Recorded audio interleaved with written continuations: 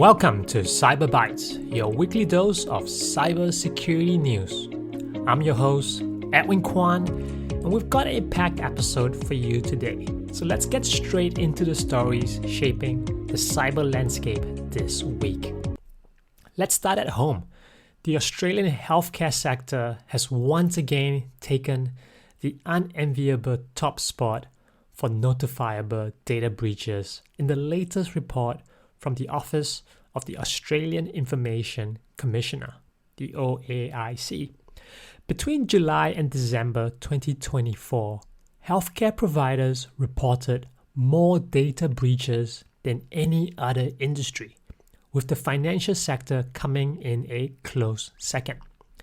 What's really striking is that nearly half of these breaches came down to good old-fashioned human error. Yep, it's not sophisticated hackers, but instead it's mistakes like sending information to the wrong recipient or failing to use secure channels. Phishing attacks are still the most common way attackers get in. And despite all the training and awareness campaigns, these social engineering tactics keep evolving, making them harder to spot. Contact information is the most frequently compromised data, but identity documents and financial details are also regularly exposed. Another worrying trend is a growing number of organizations are taking more than 30 days to even detect a breach. That's a long time for sensitive data to be out in the wild. The Commissioner's message is very clear. Proactive security and prompt notifications are not optional. Organizations need to double down on staff training, improve monitoring, and have clear plans in place for responding to incidents. The threat landscape is getting more complex and the margin for error is shrinking. Now let's shift to a global perspective. Verizon's 2025 Data Breach Investigations Report has landed, and it's a wake-up call for anyone responsible for organizational security. The report analyzed over 22,000 incidents and more than 12,000 confirmed breaches. Here are the main headlines. The first one is third-party involvement in breaches has doubled to 30%. That means your partners and vendors are now just as likely to be the source of a breach as your own staff.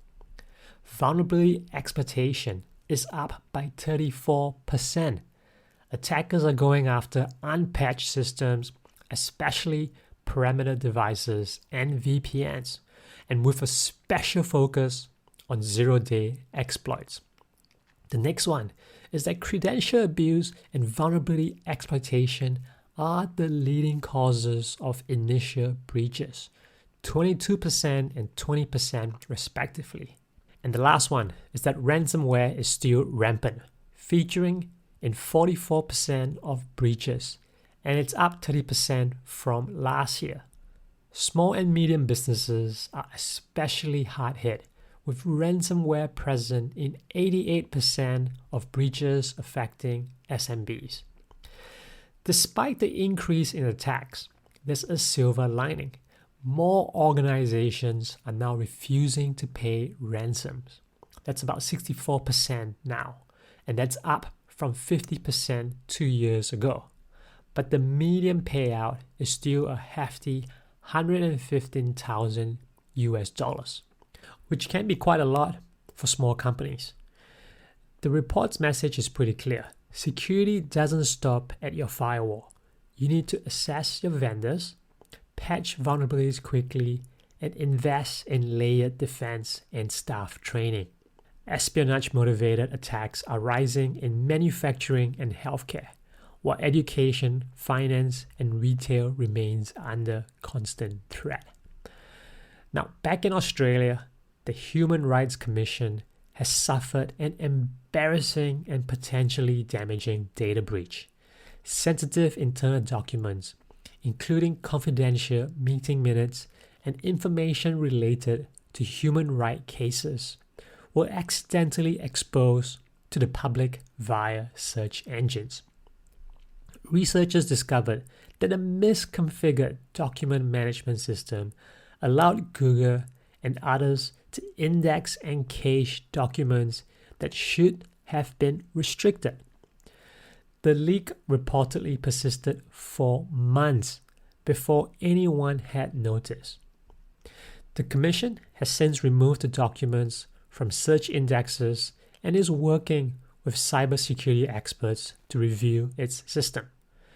The OAIC has been notified, and an investigation may follow to determine if this constitutes a notifiable data breach under the Privacy Act. Up next, let's talk about supply chain attacks, which are getting more dangerous. And the latest example involves a fake version of the popular KeePass password manager. Attackers created a convincing replica of the KeePass website, tricking IT administrators into downloading a Trojanized version of the app. Once installed, the malware conducts reconnaissance, searching for credentials and network information related to VMware's ESXi environments. It exfiltrates this data to attacker-controlled servers, giving cybercriminals the keys to the kingdom. The final stage, deploying a ransomware on the ESXi servers, encrypting virtual machines, and bringing production systems to a halt. This attack is particularly insidious because it exploits trust in security tools themselves. And I guess the lesson here is that we should always verify software downloads. Check the hash values. I know we sometimes don't, but we should. Make sure we use official sources and never trust a link just because it looks legitimate. And you should also look at segmenting your networks and maintain air-gap backups to recover quickly if disaster strikes. And now we'll go on to our last story, which takes us to the world of hardware. Printer manufacturer ProColored has been distributing malware-infected drivers via its official websites for months.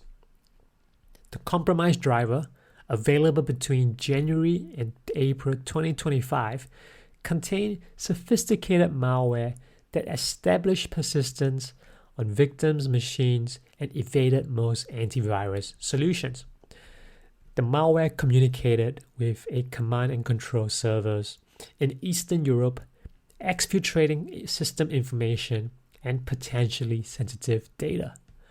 What's especially concerning is that the malware used advanced obfuscation techniques and was signed with legitimate certificates, helping it slip past security controls.